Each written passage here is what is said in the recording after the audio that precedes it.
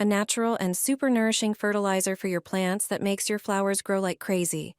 No chemicals, yet it works better than anything you'll find in stores. The first ingredient is aloe vera, a plant full of vitamins, minerals, and natural growth boosters. It helps regenerate roots and keeps the soil moist.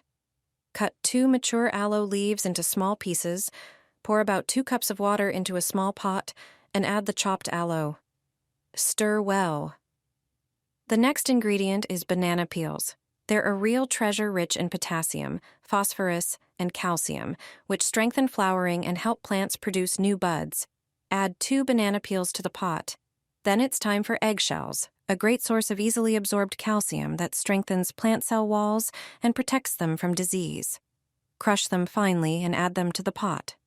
Simmer everything on medium heat for about 10 minutes, long enough for the nutrients to blend into the water without losing their properties. Pour the mixture into a large bowl with about a quart of fresh water to dilute it. Once it cools, water your plants with it, using about half a cup per plant every 2 weeks. This fertilizer is perfect for potted and flowering plants, giving you lush leaves, intense blooms, and rapid growth.